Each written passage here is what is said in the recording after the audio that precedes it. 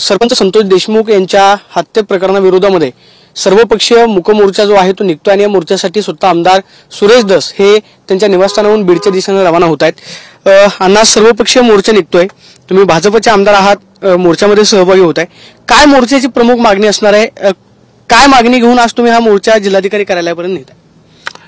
काय गेल्या 5 वर्षांपासून या जिल्ह्यामध्ये जी अराजकता माजलेली आहे, अतिशय भयानक परिस्थितीने इथं ग्रासलं गेलंय। इथले जे हेड लोक आहेत, ज्यांच्यावरती राज्याच्या प्रमुखांनी जबाबदाऱ्या दिल्या, त्यांनी जबाबदाऱ्या नीटनाटक्या न पार पाडल्यामुळं एवढं भयानक आणि आता शेवटची ही अक्षरशः म्हणजे त्या जीव लोकांची ज्या क्रूरतेनं ॲडॉल्फ हिटलरने हत्या केली होती, हा इतिहास आहे जर्मनीचा। त्या ॲडॉल्फ हिटलरपेक्षा सुद्धा महाभयंकर घटना या बीड जिल्ह्यामध्ये घडायला लागलेल्या आहेत। म्हणून हा लोकांचा राग आहे, रोष आहे।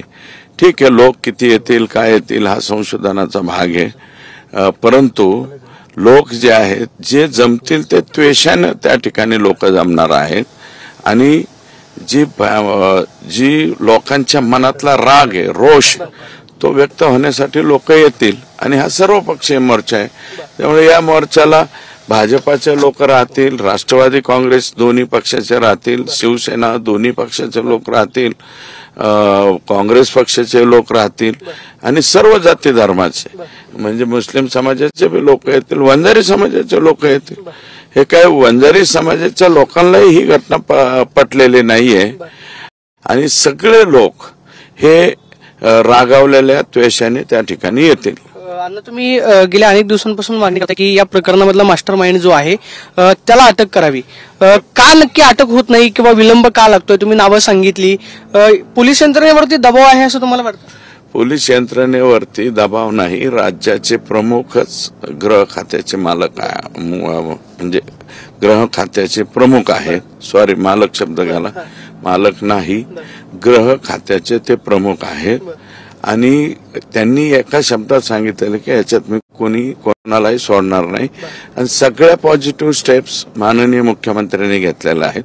परंतु मग माझं मत असं आहे की तरी सुद्धा माझं बीडच्या पोलीस दलामध्ये काही लोक हे डायरेक्ट त्यांचे समर्थक असल्यासारखे वागतात। काही ठिकाणी एक सिरसाळा पोलीस स्टेशन आहे, तिथं दहीफळे नावाचे कोणीतरी APIPS आहे, कोणती तरी पोस्ट आहे, मला एक्झॅक्ट माहित नाही, पण त्या परिसरातल्या लोकांकडनं अशी माहिती कळाली की ते पोलीस स्टेशन म्हणजे तिथल्या हे आका आणि त्यांचे वरचे ह्या सगळ्यांचं कार्यालयच बनलं होतं डायरेक्ट। त्याच्यावरती फक्त पक्षाचा बोर्ड लावायचा किंवा पक्षाचा सोडा, परंतु यांचा बोर्ड लावायचा शिल्लक राहिला होता, बाकी सगळं काही। आणि मग तिथूनच राखेच्या गाड्या, ज्याच्यावर परवानगी नाही, काही नाही, कोणत्या अधिकाऱ्याने अडवलं की लगेच कालच एक FIR झालाय, काल म्हणजे निदान मी बोलायला लागल्यापासून लोकांची FIR दाखल करण्याची तरी हिंमत व्हायला लागली। MSCTCLच्या म्हणजे थर्मल पॉवरच्या लोकांनी, मला आनंद वाटला आज सकाळी कळालं की नावानिशी एक अधिकारी जाऊन त्यांनी स्वतःच्या नावाने FIR केली। 2002 सालापासून एकच माणसाकडे टेंडर जात आहे, दुसरा माणूस कोणी टेंडर भरीत नाही, भरलं तर हे होत नाही।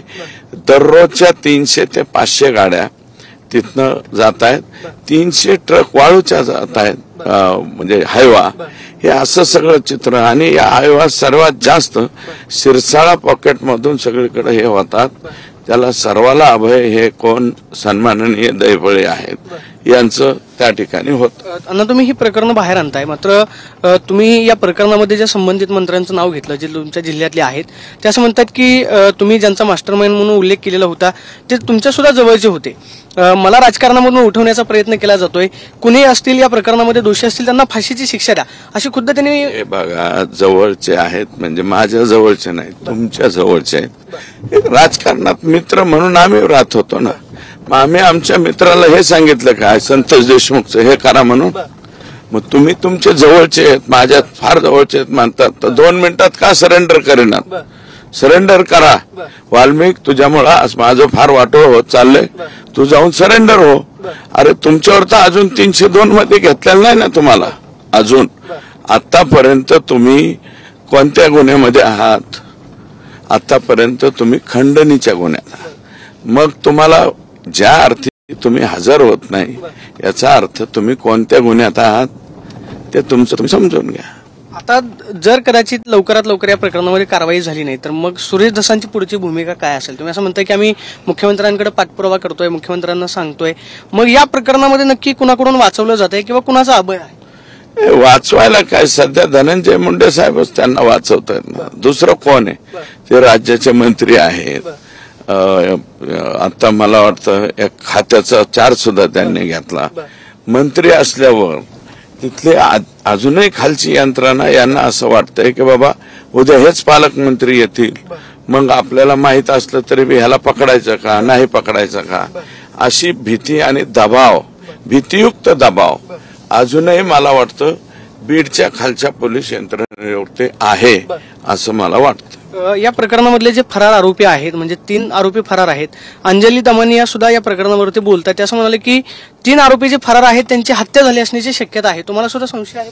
नाही, मी असला काही वेग स्टेटमेंट करणार नाही. त्या बोलल्या असतील तर त्यांनाच विचारा. अण्णा, मात्र तुम्ही बीडचा जो उल्लेख केला की बीडमध्ये इव्हेंट पॉलिटिक्स जे आहे ते जोरात सुरू आहे, म्हणजे ज्याच्यामध्ये तुम्ही काही सिने अभिनेत्रींची नावं घेतली, रश्मिका असतील, त्याचबरोबर प्राजक्ता माळींचं सुद्धा नाव घेतलं. नक्की हे प्रकरण काय होतं? तुम्हाला नक्की काय सांगायचं होतं? मला नक्की हे सांगायचं होतं, आता भयानक इव्हेंट मॅनेजमेंट म्हणजे ते वाल्मिक कराडांना इव्हेंट मॅनेजमेंट करण्याची फार चांगली हौस आहे. ते कुठून तरी आता मध्ये दादा, माननीय तत्कालीन मुख्यमंत्री एकनाथराव शिंदे साहेब आणि उपमुख्यमंत्री तत्कालीन आणि आताचे मुख्यमंत्री हे तिघे आलते, शिवराज सिंग चौहान साहेब सुद्धा आलते. आम्ही त्या कार्यक्रमाला गेलो होतो तर दादा स्वतः म्हणले मला लय चटके बसले राव, म्हणजे ते असे काय ते फिरणारे उडाले होते. अजितदादाचा हात चटकला आणि अजितदादांना माझी विनंती आहे, तुमचा हात नाही, तुमचं सगळं चटकन ह्या बाबतीत निर्णय नाही घेतला तर. म्हणजे काय निर्णय घ्यायला पाहिजे अजित? निर्णय काय घ्यायला पाहिजे त्यांना कळत नाही काय? अजितदादापेक्षा हुशार आहे का मी? अजितदादा मोठे हुशार आहे. आणि हे इव्हेंट मॅनेजमेंट म्हणजे मी रश्मिका मंडाना, प्राजक्ताताई यांचे नाव मी काय घेतले, आणखी ते सपना चौधरी यांचे फक्त नाव घेतले. का घेतली की आता प्रचंड पाऊस आमच्या मराठवाड्यात पडला, सगळ्या शेतकऱ्याची शेती खाली पिकं गेली आणि तुम्ही कृषी मंत्री आणि तुम्ही मात्र रश्मिका मंडानांचा कार्यक्रम घेता. कितपर्यंत योग्य वाटतं हो तुम्हाला? मला सांगा ना. त्याच्यावरती टीका झाली. राजू शेट्टी साहेब इकडे येऊन गेले, त्यांनी टीका केली. तर राजू शेट्टी साहेब तर काय माझ्या पक्षाचे नाहीत किंवा राजू शेट्टी साहेबांना मी नाही सांगितलं, पण तुम्हाला पटायला पाहिजे कोणत्याच गोष्टीचं काही गांभीर्य तुम्हाला राहिलेलं नाही. धनंजय मुंडे साहेबांना ते एकदम, मी म्हणलं ना 54,000च्या ऐवजी ते 60,000वर विमान गेलेले, अजून बी ते त्यांच्या गिरेबांमध्ये झाकून बघत नाहीये, म्हणून हा प्रॉब्लेम आहे. मात्र प्राजक्ता माळी ज्या आहेत त्या तुमच्या विरोधामध्ये तक्रार करणार आहेत. ते असं म्हणतात की तुम्ही जे वक्तव्य केलं त्या वक्तव्याच्या विरोधामध्ये मी राज्य महिला आयोगामध्ये जाणार आहे, तक्रार करणार आहे. एक मिनिट ऐका, इकडं हा विषय कुठं न्यूज नका. मी जे बोललेलो आहे त्यांच्या बाबतीत, मी आता सकाळी एबीपी माझ्याच्या याच्यावरती एक चुकीचं काहीतरी स्टेटमेंट माझ्या तोंडचं लिहिलं होतं. मी तसं बोललेलो नाही.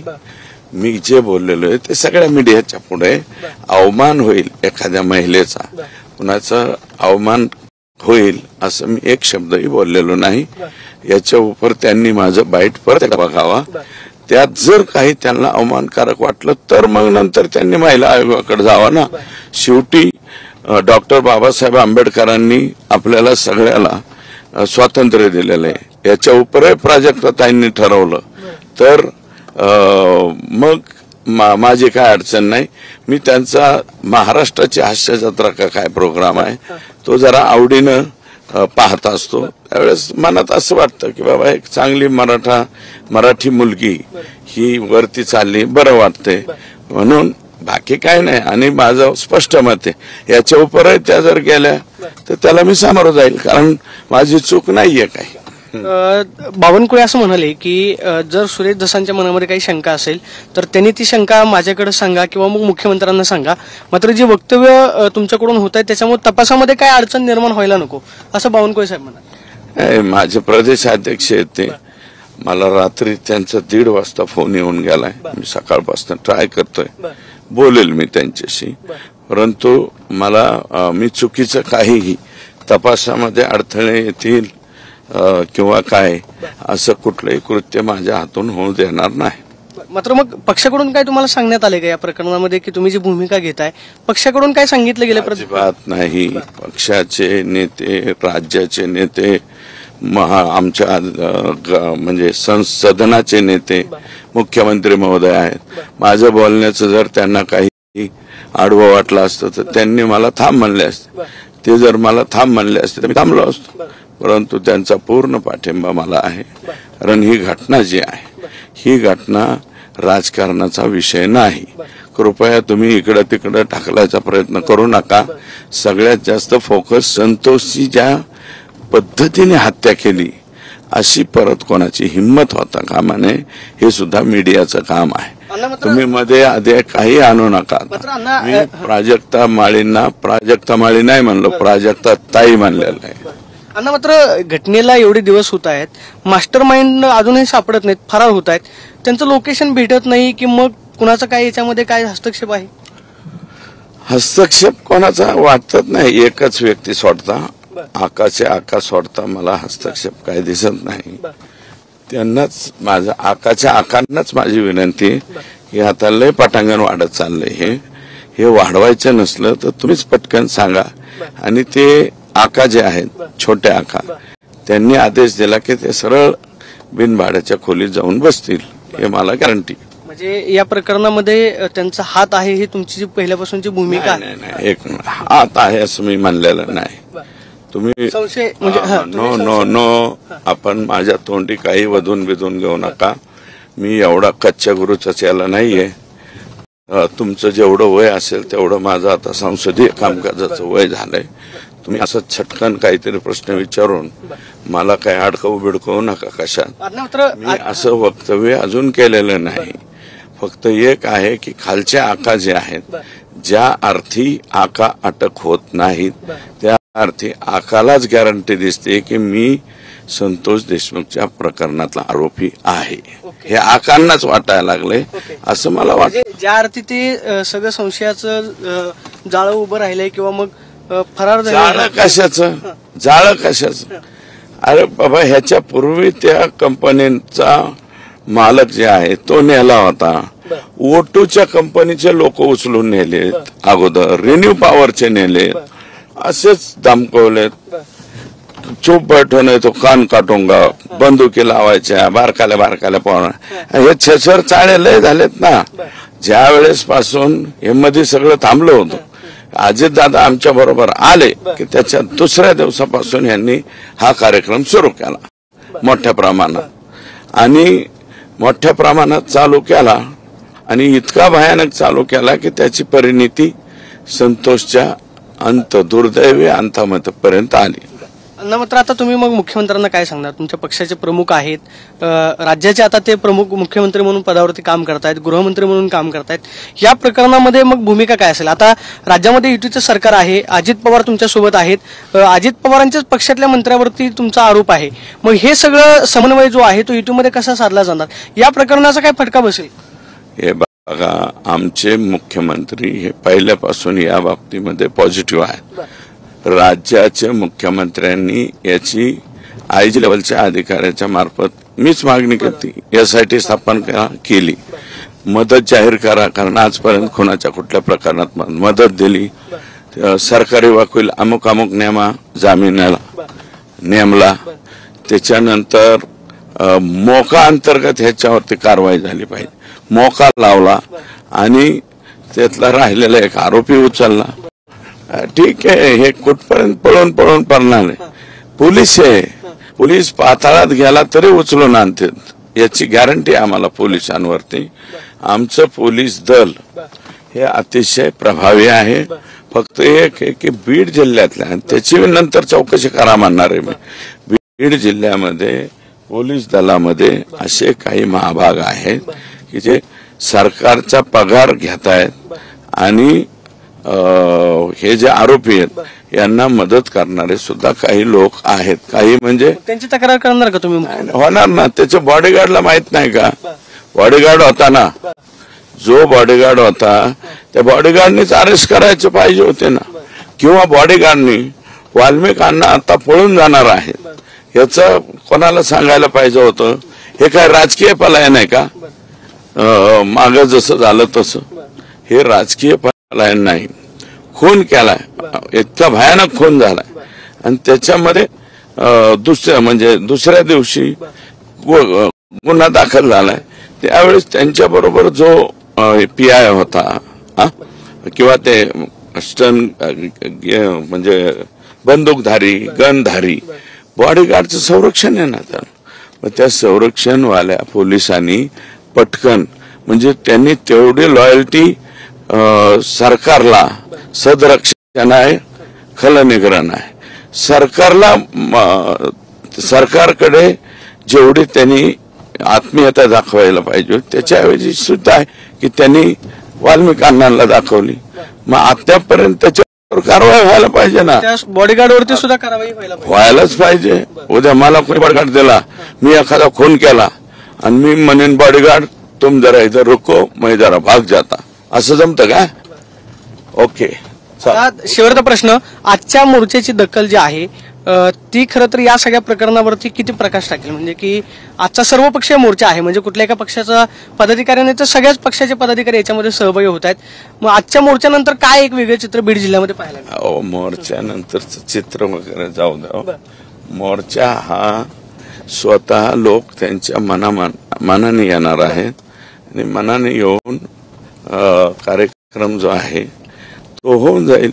मोर्चा हे प्रातिनिधिक स्वरूपात मांडला, त्याला किती लोक आली काय आली हा प्रश्न गैन असतो. परंतु जे घडतंय आता वाळू, मी स्टेटमेंट विधान भवनात केल्यापासून 300 वाळूच्या ट्रक लगेच बंद झाल्या. आम्हाला बी रिपोर्टिंग करतं ना. कालपासून राखेचे बी बंद झाल्या, काल परवापासून.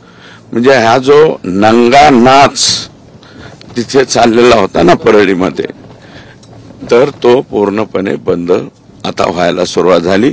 अजूनही काही लोकांना दुबे प्रकरणामध्ये मला वाटतं काल काहीतरी बाईट घेतली, येईल ज्युडिशियल इन्क्वायरी मध्ये पुढं.